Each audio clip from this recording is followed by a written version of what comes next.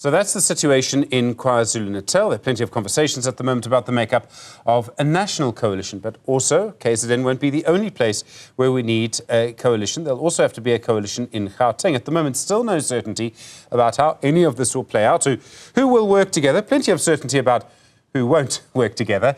In Gauteng, it looks like the ANC and the EFF may work together. In KZN, MK, the highest number of seats, needs a coalition party, a partner, perhaps the EFF. Either way, provinces, it appears, are going to be a lot more complicated than they were. Miyelani Holeni is the Group Chief Advisor for the Ntiyiso Consulting Group. Miyelani, good afternoon to you and thanks for joining us again. So we know there'll be coalitions in at least 2 provinces, probably 3. If you look at how they'll be made up, I would imagine it's going to make governance a lot more difficult. No matter what kind of agreement we end up with, governance is going to be harder? Absolutely. And good afternoon, Stephen, and good afternoon to the viewers. The issue here is that there will be obviously a battle of policies. Whoever comes into a coalition means that they would have to look at how their manifesto was crafted vis-a-vis what the common areas are that, would form the basis for collaboration. So we believe that, at least, with seeing all of this, there should at least, if the coalitions work, would at least be a fertile ground for broad-based, decision-making. And that decision-making means that, you're taking into account, at least the views of the electorate, because the assumption is that anyone who comes into a government comes with a particular mandate. And therefore, whoever then comes into that coalition will then espouse that mandate, through how they've been appointed. So the decision-making aspects, we hope, for the positive. So this is a case of, is the glass half empty or half full? But in this case, if you take the glass half, full, is that that broad-based, decision-making should come through. The other thing is about, the concerns, is around stability and confidence. If the coalitions, work, at least, they would bring that confidence into the implementation and service delivery, and at least around the economic or the markets, would at least start to get a sense of this is where they can start investing.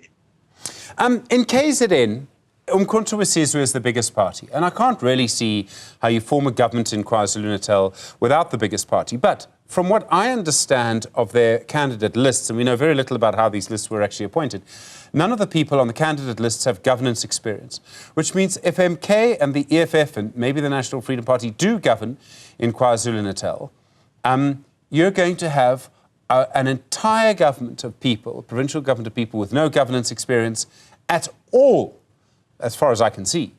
I mean, what kind of situation would that be like? Yeah, and I think this is what, over the past, 30 years, the past 25 years of governance, we've come to understand that, that capability is very important because the leadership, the strategy, and the service delivery form precisely what the capability is of delivering the service. But then the governance aspects is very important because that is how you can judge, if the administration is going to be able to deliver the services, if it's going to be able to live out, to the strategy or the plans, 5-year plans that have been put in place, as well as, having that leadership. So it is crucial that, the mix of how even the coalitions are put together, whether it's the one with the highest votes or percentage and so on, they need to be able to put forward, people who have the capability to drive government forward. Because the issue here is that at the end of the day, government is about outcomes. And not necessarily, what we look at, in terms of budget, but what are the pure outcomes and the impact of where government, is taking the population to? Because the cross on the ballot box is the confidence that, we have as citizens for delivery of services going forward. So it is important that, that aspect of capability, we don't reverse the gains that, in a sense, have been at least achieved thus far. We're not even in a perfect position, but we need to build on the gains, that are coming through there. But if you look at, the 3 areas, Gauteng as well, we're seeing it as the largest economy, contributing about 34% of GDP. If you then take, the KZN on the other side, they are also very important from a tourism point of view, as well as, the largest, population in terms of, vast area. So it is important that, the dynamics, that, come up, within KZN, prioritize the service delivery aspects, given the fact that it's a vast and sparsely populated area.